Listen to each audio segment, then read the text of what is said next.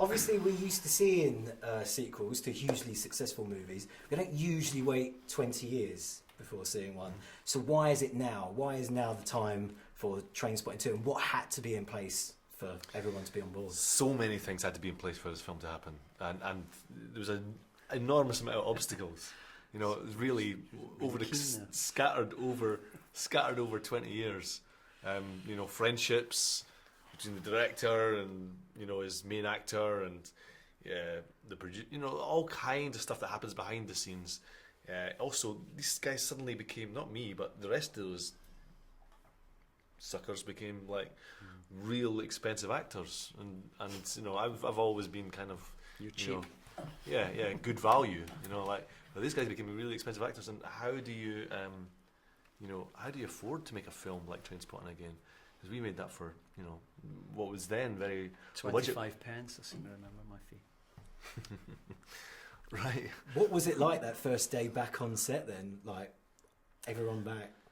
I mean, it was fantastic, of course, you know, because, you know, we're great friends, you know, and genuinely great friends, and but weirdly enough, you know, we seen each other, call ourselves friends, hardly seen each other for nearly 20 years. It was ridiculous, you know, and looking at each other. I remember we went out for that meal the night, the week before we started shooting, and just, you know, I just wanted to cry. I felt that, you know, my God, I love these guys, and I haven't seen them for so long, and that's just the way it is, you know, the way our life is, our careers go. You're all over the world, you know, and you just want to keep in touch with people, but you just can't. It was great watching this film the other night with like a huge audience, and obviously expectation is always high. The feedback's obviously been really positive as well. What is it you hope will be that journey an audience take when they sit and watch the movie? Some sense of recognition and satisfaction that that these characters that they really did love are somehow still credible and alive, and still exist in this kind of in their consciousness in a way that's not dirtied, you know, that's not this it's not shortchanged, and, you know, like, don't want to feel anybody to feel that they've been let down, you know. Yeah, I hope so too, that they want to, you know, when I read the script, what I noticed from it right away was that every single one of these guys was exactly what I wanted them to be. None of them had done anything daft. They weren't written in a way that they were kind of like it was unbelievable anymore. So I really hope that the audience take that away with them and go, these guys are exactly what I expected them to be.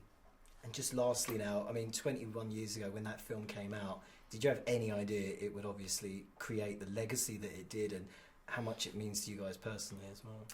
If I did, I'd be doing the lottery every week. No, absolutely You had no idea. I mean, it was this very, very small, low budget thing that we did, you know, and it was the book. The book was obviously very popular, you know, in Scotland particularly. And I thought, well, this has got a chance of being something in Scotland. But the fact that it then took over nationwide. Well, the people that were paying for it didn't believe that they were going to make any return on it. They just wanted to keep their relationship sweet with Danny and Andrew and Ewan, so that they would stick with them and make their next movie, you know. This was something that Danny was determined to make. So they said, okay, we'll help you make it, but you know, you'll stick with us, right? And the next one will be a commercial, you know, then we'll make the commercial movie. They thought this was going to go down the toilet, I think, but you know, because it was a radical proposition at the time. It was a world that, you know, nobody had ever made a dime on a movie that featured drug addicts before.